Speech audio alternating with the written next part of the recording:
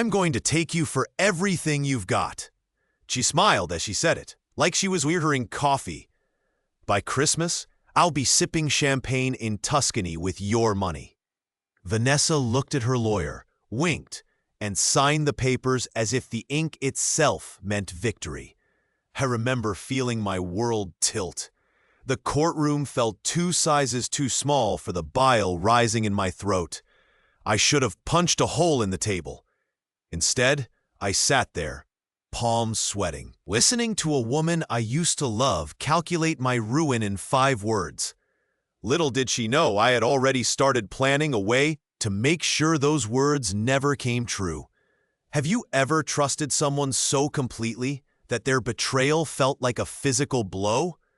What would you do if the person who promised you forever was already wiring away your future? We've all heard about messy divorces. We've all nodded along to cautionary tales at dinner parties. But there are a few that make you question every "I love you" you've ever been given. This is one of them.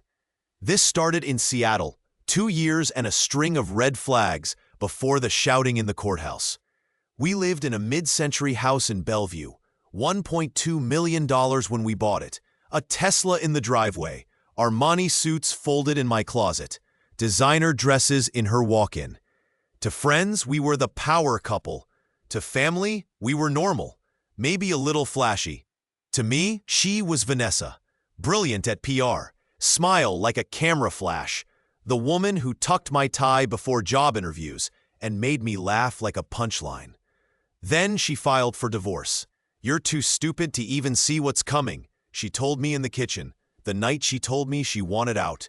She said it like it was a victory lap. "I want a fair share. Alimony, support, half of the marital estate. I'm not asking for charity. I'm asking for what I built." In court, she demanded $20,000 a month in temporary spousal support, $240,000 a year, while claiming she had no steady income. She declared she was broke. She said she'd been trapped in a career pause supporting my business.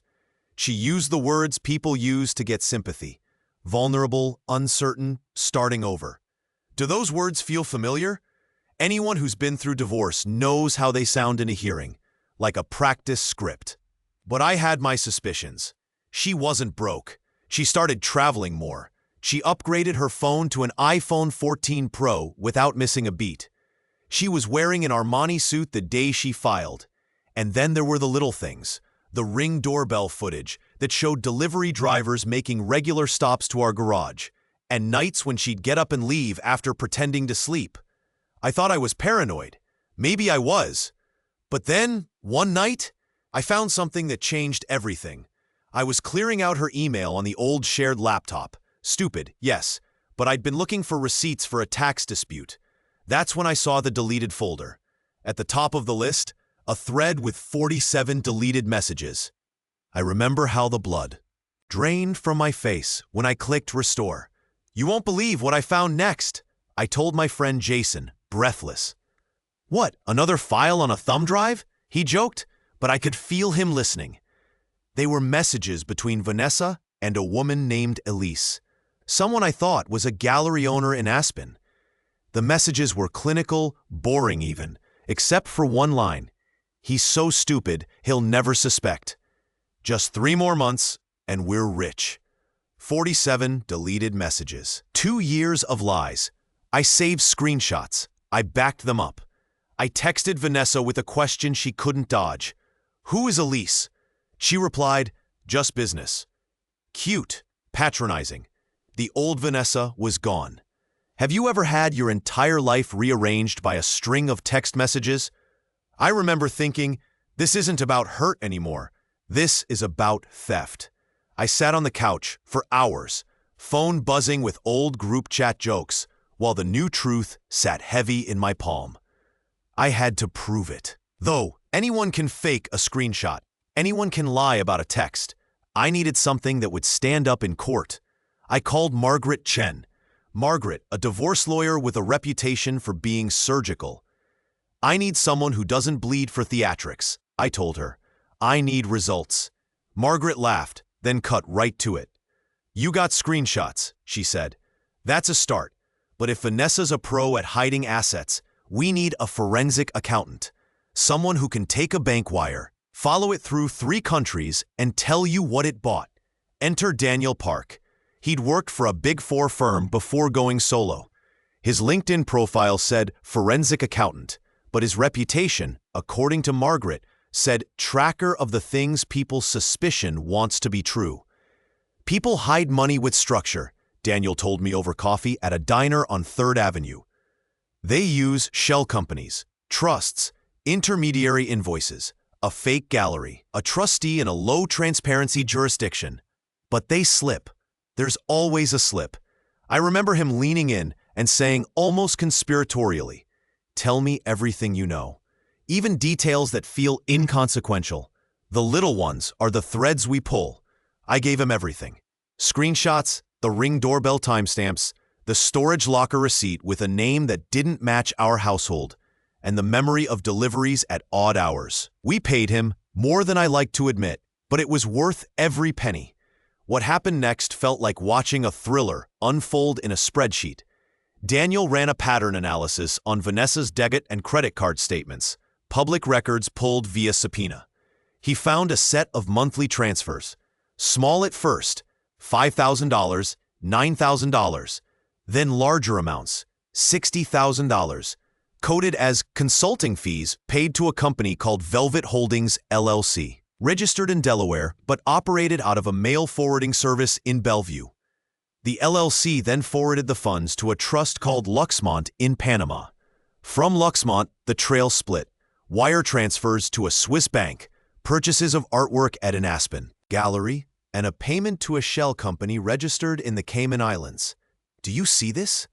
Daniel said, pointing at a spreadsheet that looked like a modern art piece of numbers. "This isn't a coincidence. Velvet's invoices match no service rendered to any public entity. And look, those art purchases line up with her Aspen trips. She wasn't going to Aspen for inspiration. She was laundering value." He pulled up one more file. And this. We both leaned over it. A scanned invoice for a private sale at Aspen Contemporary Gallery. $450,000 for a sculpture registered to Luxmont Trust. $450,000 for a sculpture. You might be thinking, how pretentious. But here's the thing about laundering through art. It looks like culture, it looks elegant, and it moves money without bank oversight when done privately. I remember Daniel looking up and saying, "This is bigger than alimony. This is theft." We'd been living off the marital estate while she moved assets out of reach. When we added it up, the funds we traced were staggering. Not millions, but hundreds of thousands funneled offshore in a pattern that would make any court raise an eyebrow. Then Daniel told me about the trust managing assets from Vanessa's late uncle's estate. A quiet family trust tied to an $847 million estate. That number flashed across my mind like a headline. 847 million. It wasn't hers on paper, not directly, but the trust's money had funded Velvet's seed transfers. That was the scale. That was the scope. Do you see how someone can look like they're living paycheck to paycheck while an invisible river of money flows under the floorboards? We built a case. Margaret drafted a motion for discovery and filed subpoenas for bank records. She put Vanessa on the stand and asked about financial transfers. "I haven't hidden any assets," Vanessa lied. I still feel the cold when I remember the way she said it, like practice. Then came the setbacks. The first was bureaucratic and boring. A judge delayed the discovery request, saying it was overbroad, and ordered us to narrow it. A week slipped by. Vanessa used that week to shift more funds. I thought our window had closed. But then Margaret filed a targeted subpoena aimed at the gallery, the storage locker, and the Delaware registry. That worked. The gallery produced a bill of sale. The storage locker produced insurance records. The Delaware registry produced incorporation papers showing Velvet's registered agent was a shell forwarding to Panama. Second setback. Daniel hit a dead end when one Swiss bank said it couldn't produce account records without a mutual legal assistance treaty. That usually takes months, sometimes years. Months I didn't have.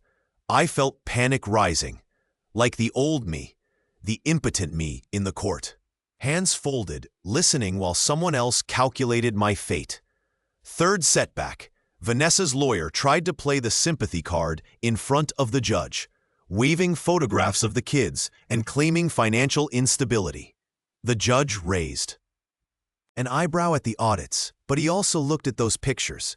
For a moment, I thought the whole thing would sway. Have you ever watched a surgical cut and felt like someone else held the scalpel? Then we caught a break.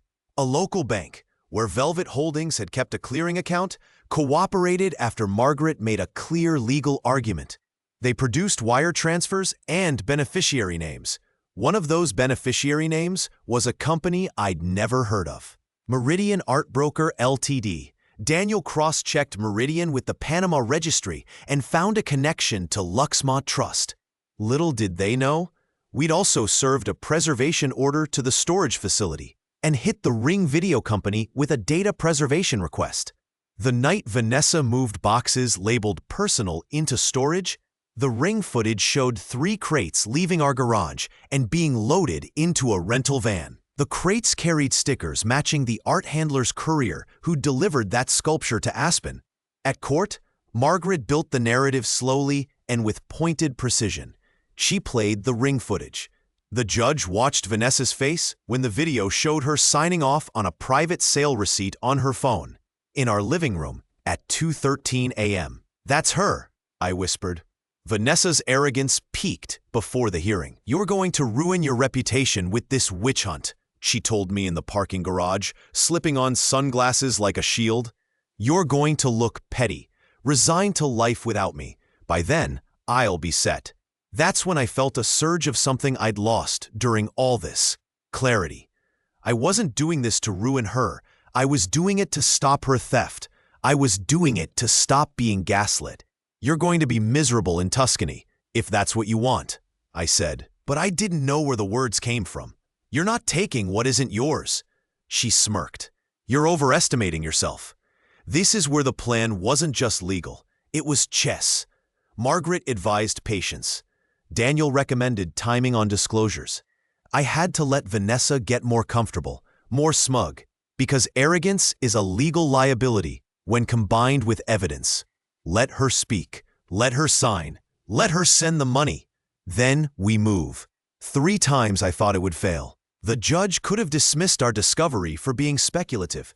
Vanessa could have closed the accounts and moved everything into cryptocurrency and made it untraceable. She could have produced forged invoices to explain the transfers.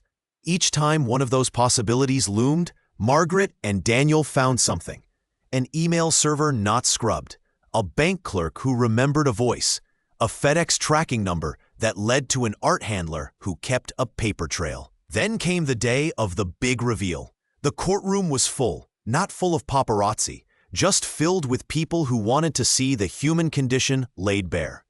Our friends sat a few rows back, whispering. Vanessa came in wearing an expensive gray coat, like armor. Her lawyer looked relieved. I felt oddly calm. Margaret stood, folder in hand, and spoke with a quiet fury. "Your Honor," she said, "we have evidence of deliberate non-disclosure and concealment of assets in anticipation of this divorce. We ask the court to consider full forensic accounting and hold a hearing for contempt." "Mr. Cole," the judge said, looking at me for the first time like I was not just a man, but a ledger, "do you claim that your ex-wife has hidden assets?" "Yes, Your Honor," I said. My voice didn't shake. "We have a trail." Margaret laid out the shell companies, the invoices, the Ring footage. She presented the 47 recovered messages, printed and highlighted. Vanessa's lawyer tried to object to the private messages. Irrelevant, but the judge overruled. The messages contained explicit references to transfers and beneficiaries. But then, the judge said nothing, but the room inhaled. The first big reveal came when Margaret pulled up a bank statement that showed a wire leaving our household account, labeled loan repayment, and then re-entering as consulting to Velvet. The judge read the numbers aloud. On August 12th, a payment of $120,000 was routed to Velvet Holdings, he said. Vanessa's face was colorless. Her eyebrow twitched like someone about to lie. "That's not mine," she said. "Ms. Gardner," the judge said, "you signed a sworn financial disclosure that did not list Velvet Holdings or Luxmont Trust as assets or income. Is that correct?" "It wasn't a marital asset to disclose," she replied. "It was a family trust." "Which you received payments from?" Margaret asked. "Those were loans," Vanessa said. The lie was too neat. Margaret slid the 47 messages across the table. "Here's a message from you to Elise dated May 3rd. Bank cleaned. Send instructions. He'll never check the art ledger." A hush. I felt something like lightness. "He'll never check the art ledger," she had written. She had written the strategy in plain English, like a crime novel, not expecting the reader would be me. The judge's gaze sliced through her. "Ms. Gardner, under oath, is that true?" She started to cry. For a second I felt something. Guilt? No. I felt the story's finality. She tried to reframe, to say it was about protecting a family estate. Her lawyer jabbered about tax planning.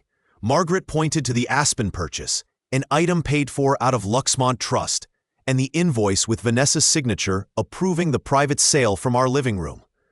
"What would you have done if you'd found out your spouse was hiding money?" I asked near the end, looking at the gallery of faces in the courtroom. "What would any of you have done?"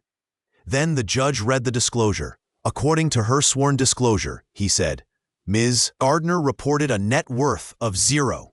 Vanessa went white. The word "zero" in that room felt louder than a verdict.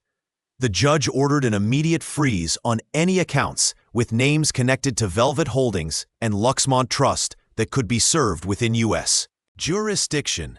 He allowed additional discovery for Swiss and Cayman accounts pending international cooperation, and he put Vanessa on strict orders to disclose all foreign trusts and holdings. He also referred the matter for contempt and possible perjury charges. Vanessa stood there like a queen whose crown had been yanked off.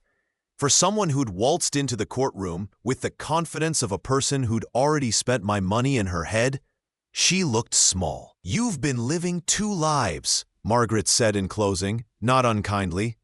"One in your disclosures, one with your invoices." After the hearing, things moved fast. The banks we could reach cooperated. The Swiss accounts, those that we could tie through paper trail, produced records via mutual legal assistance within months because we'd made the patterns so concrete. They were not $847 million in a private numbered account, luckily. But the trust that had seeded Velvet was linked to distributions from a much larger estate. The amount we could directly trace to Vanessa's concealment was $1.8 million, enough to explain her lifestyle and to refute her claims of poverty.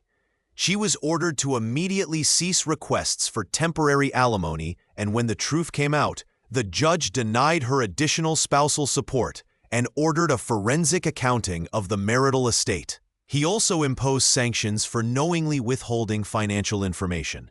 Some people in my inbox called what we did vindictive. Some said I should have settled quietly. Tell me I'm not crazy for what I did next. I pushed for criminal referral. I didn't want a moral victory. I wanted the law to acknowledge the deception. Was that too far? Let me know in the comments. Vanessa was charged with perjury for the false disclosures and faced a possible fine and restitution. Her reputation collapsed faster than any gutter press headline could. Companies she'd worked with started to distance themselves. A friend from her PR days texted, "She's gone full ghost. No one answers." 6 months later, I ran into her, briefly, at a mall in Bellevue. She was wearing the same coat she had in court, only now it looked a size too small, like a uniform of someone who had to watch every dollar. She looked at me, then away. I wanted to do so many things. Tell her how it felt to find 47 deleted messages. Tell her how empty her triumph had been. Tell her how the legal fees cost her more than she'd ever imagined. I said nothing. Life, oddly, was quieter.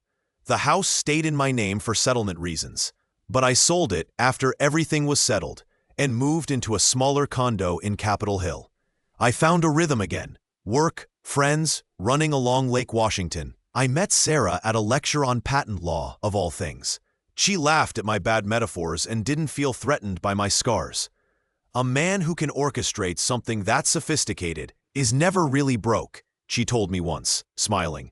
He's just creatively liquid. Is this justice? To some, we didn't claw back every dollar. To others, the criminal charges were overkill. But there was a balance restored. The legal system acknowledged misrepresentation. She lost the central claim that she warranted those $20,000 monthly payments, and the court made her account for what she'd hidden.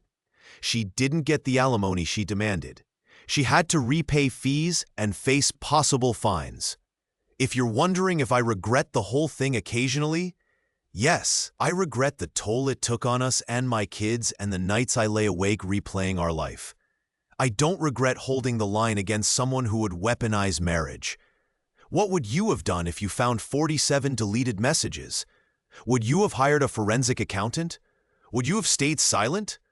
Was I wrong to push for criminal charges when civil restitution could have been enough? Some people say revenge isn't about money. It's about the psychological victory. I disagree. Sometimes it's about making sure there's accountability in places people assume they can hide behind. I wasn't trying to destroy Vanessa. The law did its part. I was trying to stop her from making a career out of deceit. A couple of practical notes, because I promised proof. The court records are public, filed in King County. If you look up Gardner versus Cole, 2024, you'll see the motions for discovery and the judge's orders on sanctions.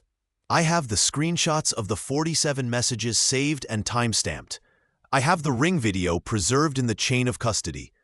The forensic accounting report is sealed for privacy, but Margaret argued from its findings in open court. Do you think the judge was too harsh? Do you think any of this would have happened if I hadn't been persistent? Tell me in the comments. 2 years of lies had been peeled back. The audacity of someone who would tell you they couldn't afford to eat while moving money into art and offshore trusts is something that humbles you and angers you at the same time. It's a complicated mix: betrayal, relief, sorrow, satisfaction. 6 months after the verdict, Vanessa started working at a boutique in Bellevue. Word traveled via mutual acquaintances. I drove past one Sunday and saw her behind the counter, folding sweaters she used to buy without thinking. She looked tired. Maybe she was rebuilding differently. Maybe she'd learned something. Maybe she hadn't. I don't know, and frankly, I don't need to know. If you were in my shoes, what would you have done? Would you have exposed the offshore accounts? Would you have let it go? Some say I went too far. Some say I didn't go far enough. What's your line? Drop your answer in the comments. And if you want to hear more stories of people who got justice or revenge in ways that read like crime novels but were brutally real, subscribe and hit that bell. I've got dozens more like this one.